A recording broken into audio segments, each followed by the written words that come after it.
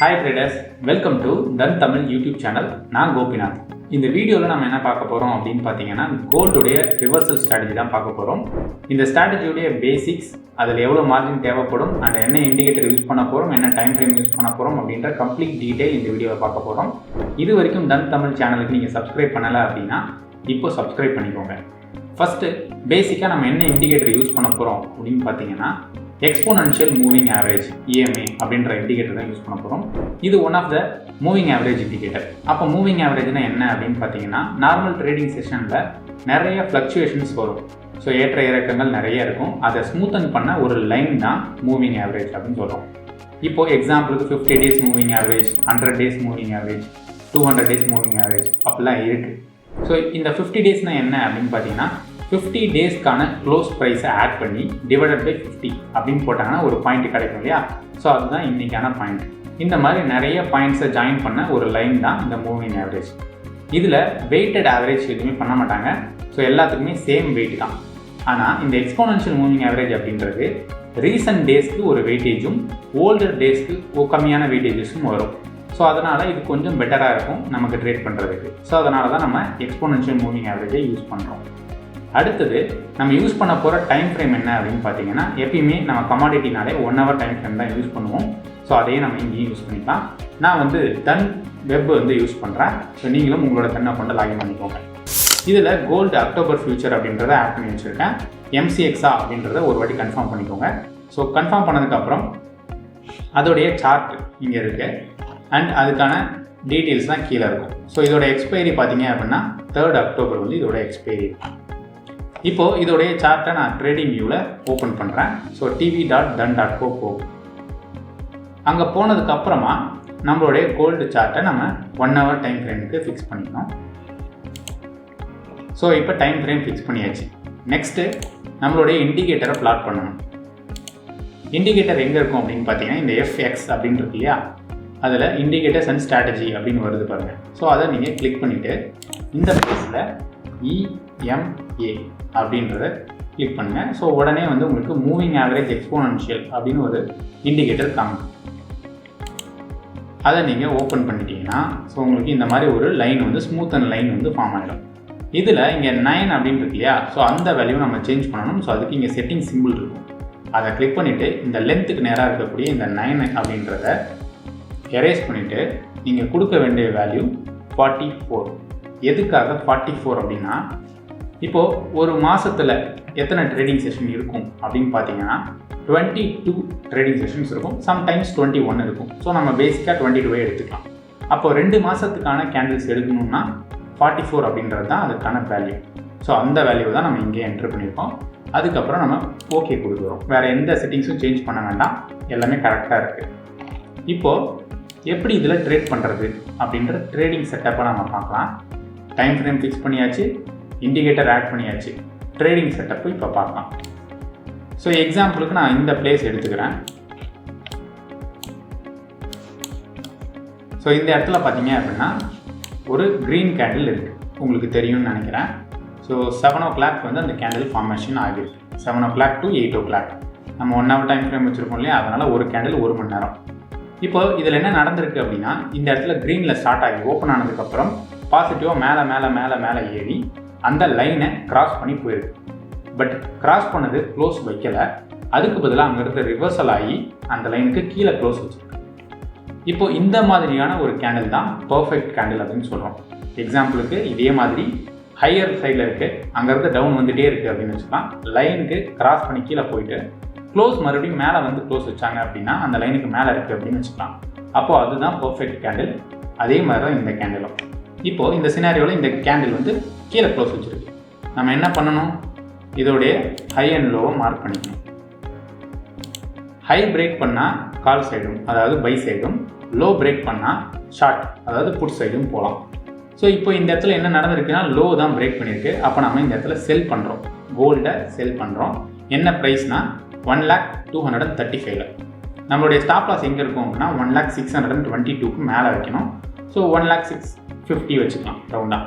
So அந்த இடத்துல நம்மளோட ஸ்டாப் லாஸ் இருக்குது. இப்போது டார்கெட் எப்படி ஃபிக்ஸ் பண்ணணும் அப்படின்னா 1:1 ஃபிக்ஸ் பண்ணலாம், இல்லை 1:2 ஃபிக்ஸ் பண்ணலாம். ஸோ இது இன்ட்ராடேலையும் நீங்கள் யூஸ் பண்ணிக்கலாம். ப்ளஸ்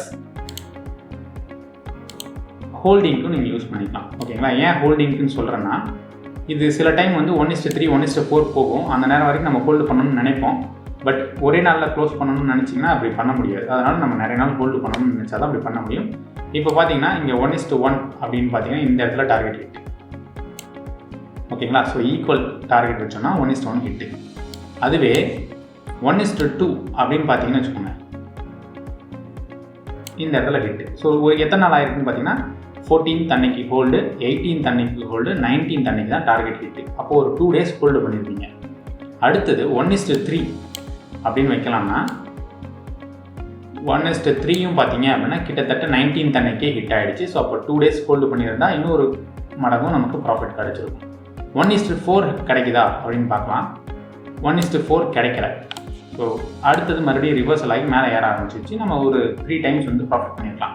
இதை எப்படி நீங்கள் கண்ட்ரோல் பண்ணி ப்ராஃபிட் எடுக்க முடியும் அப்படின்னு பார்த்தீங்கன்னா, ஃபஸ்ட்டு நம்ம ஸ்டாப் லாஸ் இங்கே வச்சுருக்கோம் 1,06,50. எதனால்? இங்கேருந்து இந்த கேண்டிலோட ஹையை தான் நம்ம ஸ்டாப் லாஸாக வைக்கலாம். அடுத்தது இங்கேருந்து ஒன் டைம் வந்து டார்கெட் போயிடுச்சுன்னு வச்சுக்கோங்க, ஒரு மடங்கு டார்கெட் போயிடுச்சுன்னா நம்ம ஸ்டாப் லாஸை காஸ்ட்டுக்கு மாற்றிடணும். ஓகே, அப்போ காஸ்ட்டில் இங்கே வந்துடும். அடுத்தது 2வது மடங்கு போயிடுச்சு அப்படின்னா நம்ம 1 மடங்கு டார்கெட்டில் ஸ்டாப் லாஸை போடணும். அடுத்தது 3வது மடங்கு போகும்போது 2வது மடங்கு. ஸோ அப்போ இன்க்ரீஸ் பண்ணிகிட்டே வரும்போது நீங்கள் ஈஸியாக நிறைய பாயிண்ட்ஸாக கவர் பண்ண முடியும். ஸோ இதுதான் பார்த்தீங்க அப்படின்னா இந்த ஸ்ட்ராட்டஜியோட ஒரு அற்புதம். நெக்ஸ்ட்டு இப்போ இந்த இடத்துல பார்த்தீங்க அப்படின்னா சேம் அதே மாதிரி ஒரு ரெட் கலர் கேண்டில் வந்திருக்கு. தெரியுதா உங்களுக்கு? 20th August ஒரு 8 மணி நைட்டு இந்த இடத்துல ஒரு ரெட் கலர் கேண்டில் வந்திருக்கு. சேம் நம்ம சொன்ன சினாரியோ இருக்குது. பாசிட்டிவாக போக ட்ரை பண்ணியிருக்காங்க, பட் க்ளோஸ் பண்ணது அதுக்கும் கீழே போயிட்டு. அப்போது இதோடைய ஹை அண்ட் லோவும் நம்ம மார்க் பண்ணிக்கிறோம். சரிங்களா? ஸோ இதுக்கு நம்ம என்ட்ரி எடுத்தோம்னா இது வந்து செல் சைடு தான் ட்ரிகர் ஆகிருக்கு. புட் ஆப்ஷன் இல்லைனா செல் வந்து பண்ணியிருக்கோம். 1:1 டார்கெட் வந்து வச்சு பார்க்கலாம் ஹிட் ஆகிருக்கான்னு சொல்லிட்டு. 1:1 டார்கெட் ஹிட். சரிங்களா? ஸோ இங்கே பாருங்கள், ரிஸ்க் ரிவார்ட் ரேஷியோ 1.02. அப்போ 1:1 டார்கெட் ஹிட் ஆகிடுச்சு அப்படின்னு அர்த்தம்.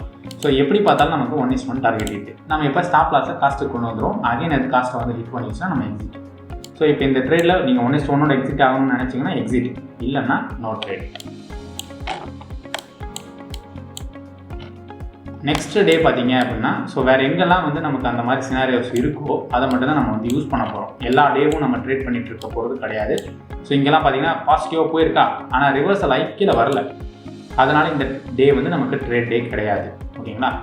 நெக்ஸ்ட் வேறு என்ன அந்த மாதிரி ரிவர்சல் ஆகி வந்திருக்குன்றதை மட்டும் நம்ம செக் பண்ணி யூஸ் பண்ணிக்கலாம்.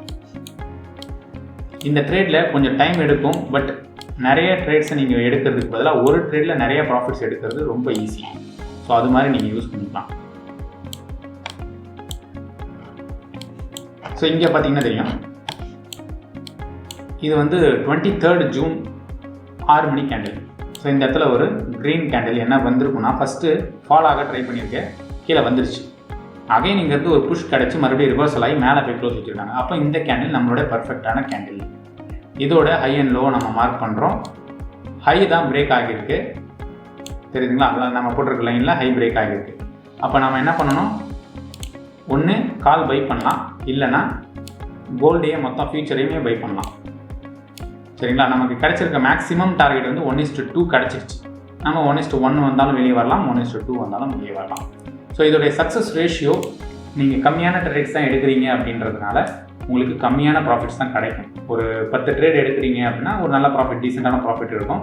பட் அந்த 10 ட்ரேட் எடுக்கிறதுக்கே 1 month ஆகிடும். ஏன்னா அவ்வளோ டைம் எடுக்கும் ஒவ்வொரு ட்ரேட்ஸும் வர்றதுக்கு. அண்ட் நீங்கள் சில டைம் ஹோல்டு பண்ண வேண்டியதாக இருக்கும். அப்போ தான் பெரிய ப்ராஃபிட்ஸை நீங்கள் பார்க்க முடியும். சில நேரங்களில் என்ன நடக்கும் அப்படின்னு பார்த்தீங்கன்னா, ஒரு எக்ஸாம்பிள் நான் சொல்கிறேன், பிரேக் அவுட்டே நடக்காது. சரிங்களா? ஸோ இந்த கேண்டில் வச்சு இந்த இடத்துல பாருங்கள், நம்ம எதிர்பார்த்த மாதிரியே டவுன் வந்திருக்கு, ரிவர்சல் ஆகி மேலே போய் க்ளோஸ் வச்சுருக்கு. ஸோ இது கரெக்டான கேண்டில். இப்போது இந்த இடத்துல நீங்கள் லைன் மார்க் பண்ணுறீங்கன்னு வச்சுக்கோங்க. ஓகே, அந்த டே 4 கேண்டில் இருக்கு இல்லையா? ஸோ இந்த 4மே ஒரே டேவை சேர்ந்த கேண்டில். இந்த 4மே வந்து பிரேக் பண்ணலை ஹையவே. ஸோ அப்போ நம்ம என்ன பண்ணியிருப்போம், அந்த இடத்துல ட்ரேடை எடுத்துருக்க மாட்டோம். நெக்ஸ்ட் டே காலையிலையாச்சும் உள்ளே ஓப்பன் ஆகிருந்தது அப்படின்னா இந்த லைன் வேலிடு தான். பட் ஓப்பன் ஆனது அதுக்கு மேலே கேப் அப் பண்ணிட்டாங்க. ஸோ அதனால் அந்த trade no trade. So gap up பண்ணிவிட்டு மறுபடியும் வந்து பிரேக் பண்ணி மறுபடியும் போயிருக்கு, இந்த இடத்துல நோ ட்ரேட் ஆகிடும். So most of the time false break out இல்லை ஃபால்ஸ் ட்ரேட் வந்து உங்களுக்கு கிடைக்காது, ஸ்கிப் ஆகிடும். பட் சம்டைம்ஸ் அதை மீறி மாட்டிக்கிட்டோம் அப்படின்னா ஸ்டாப் லாஸ் கம்மியாக போட்டு எக்ஸிட் ஆகிடுங்க. ஒரு வேளை அது ரிவர்சல் ஆகுது, நமக்கு வந்து ஸ்டாப் லாஸ் வந்துட்டு இருக்கு அப்படின்னா ஸ்டாப் லாஸில் எக்ஸிட் ஆகிடுங்க. ஸோ இதுக்கான மார்ஜின் என்ன, இப்போ ட்ரேட் செட்டப்ஸ் பார்த்தாச்சு, இண்டிகேட்டர் பார்த்தாச்சு, அதுக்கான மார்ஜின் என்ன அப்படின்றத பார்க்கலாம். ஸோ இப்போ கோல்டுடைய ஃபியூச்சர் ட்ரேட் பண்ணுறதுக்கான மார்ஜின் பார்த்தீங்க அப்படின்னா 7,54,000 தேவைப்படும். உங்கள்கிட்ட இருந்தால் தான் நீங்கள் வந்து ட்ரேட் பண்ண முடியும். ஆனால் இதுக்கு ஒரு ஸ்மார்ட் சொல்யூஷன் ஒன்று இருக்குது. இதோடைய ஆப்ஷன் செயின் இருக்குது பாருங்கள், அதை நீங்கள் யூஸ் பண்ணிக்கலாம். அதனால தான் அப்பப்போ கால் புட் அப்படின்னு மென்ஷன் பண்ணியிருக்கேன். ஸோ கால் அப்படின்னா மார்க்கெட் ஏறப்போகுது அப்படின்னு நீங்கள் திங்க் பண்ணுறீங்கன்னா கால் வாங்கணும், மார்க்கெட் இறங்க போகுது அப்படின்னு திங்க் பண்ணுறீங்கன்னா புட் வாங்கணும். இந்த சினாரியோவில் இந்த சைடில் இருக்கிற எல்லாமே கால் ஆப்ஷன், இந்த சைடில் இருக்கிற எல்லாமே புட் ஆப்ஷன். இதில் இப்போ எக்ஸாம்பிளுக்கு மார்க்கெட் ஏறப்போகுதுன்னு ஒரு சினாரியோ நீங்கள் கண்டுபிடிச்சிருக்கீங்கன்னு வச்சுக்கலாம். ஸோ அப்போ 1,05,000 அப்படின்ற கால் ஆப்ஷனை நீங்கள் சூஸ் பண்ணணும். இந்த சைடில் இருக்க இதுதான் 1,05,000. இதை நான் வந்து பை அப்படின்னு கிளிக் பண்ணுறேன். ஸோ ஃபண்டில் பார்த்தீங்கன்னா 1,54,000 1,56,000 வந்து இருந்துச்சுன்னா நீங்கள் ட்ரேட் பண்ணலாம். அப்போது 7 lakhs யூஸ் பண்ணி நீங்கள் ட்ரேட் பண்ணுறதுக்கும் 1,50,000 யூஸ் பண்ணி நீங்கள் ட்ரேட் பண்ணுறதுக்கும் டிஃப்ரென்ஸ் இருக்கு இல்லையா? ஸோ நீங்கள் மார்ஜின் கம்மியாக வச்சு யூஸ் பண்ணணும்னு நினச்சிங்கன்னா ஆப்ஷன்ஸ் போங்க, இல்லை அப்படின்னா நீங்கள் ஃபியூச்சர்ஸே பண்ணலாம். அண்ட் இன்னும் ஒரு ஸ்மார்ட் சொல்யூஷன் உங்களுக்கு நான் சொல்கிறேன். இப்போ கோல்டு இருக்க மாதிரி கோல்டுக்கு மினி ஒன்று இருக்குது. ஸோ கோல்டுடைய மினியை நம்ம சர்ச் பண்ணுவோம். ஸோ இங்கே இருக்கா? ஸோ இதோடைய ஃபியூச்சரை நம்ம ஆட் பண்ணிக்கலாம். சேம் தான், உங்களுக்கு சார்ட் எல்லாமே சேமாக தான் வரப்போகுது. ஸோ அதையும் நீங்கள் பார்க்கலாம், தெரியுதுங்களா? ஸோ இதோடைய மார்ஜின் எவ்வளோ தேவைப்படும் அப்படின்னா 3,87,000 தேவைப்படும். அப்போது இதோடைய ஆப்ஷன்ஸ் என்ன தேவைப்படும் அப்படின்னு பார்த்தீங்கன்னா உங்களுக்கு இங்கே தான் விஷயமே இருக்குது. ஸோ இதோடைய ஆப்ஷன்ஸ் பை கொடுத்தீங்கன்னா உங்களுக்கு 15,800 rupees இருந்தால் போதும். அப்போது போன வாட்டி எவ்வளோ தேவைப்பட்டுச்சு? 7 லட்சம். அதோடைய ஆப்ஷன்ஸ் எவ்வளோ தேவைப்பட்டுச்சு? 1,50,000. இதுக்கு வெறும் 15,000 தான் ஆப்ஷன்ஸுக்கு தேவைப்படும். ஸோ நீங்கள் 15,000 இருந்தாலே இந்த ட்ரேடை நீங்கள் ஸ்டார்ட் பண்ணலாம். ஸோ இதுக்கு முன்னாடி நீங்கள் என்ன பண்ணணும் அப்படின்னா, ஃபஸ்ட்டு விஷயம் நீங்கள் இதை பேக் டெஸ்ட் பண்ணி பார்க்கணும். எக்ஸ்பீரியன்ஸ் இல்லாமல் ட்ரேட்ஸ் பண்ணக்கூடாது. பேக் டெஸ்ட் பண்ணிவிட்டு ஒரு ஐடியா கிடைக்கும் உங்களுக்கு, இதை எப்போ யூஸ் பண்ணலாம் எப்போ யூஸ் பண்ணக்கூடாது அப்படின்னு சொல்லிட்டு. அது வரைக்கும் நீங்கள் பொறுத்து இருந்து தான் நீங்கள் ட்ரேடிங் கற்றுக்கணும். ஸோ எடுத்த உடனே ட்ரேட் பண்ண ஆரம்பிச்சிங்கன்னா லாஸஸ் வருவதற்கு வாய்ப்பு. லாஸ் இல்லாமல் பண்ணணும் அப்படின்னா கொஞ்சம் லேர்ன் பண்ணணும், நாலேஜை டெவலப் பண்ணிக்கணும். அண்ட் இந்த வீடியோவில் எல்லாமே உங்களுக்கு தெளிவாக புரிஞ்சிருக்கும் அப்படின்னு நினைக்கிறேன். நான் புரியுற மாதிரி சொல்லி கொடுத்துருப்பேன்னு நினைக்கிறேன். அப்படி இருந்துச்சுன்னா லைக், ஷேர், சப்ஸ்கிரைப் பண்ணிக்கோங்க. இன்னும் ஒரு நல்ல ஸ்ட்ராட்டஜியோடு நான் வந்து உங்களை மீட் பண்ணுறேன். அது வரைக்கும் by. Investments in the securities market are subject to market risk. Read all the related documents carefully before investing.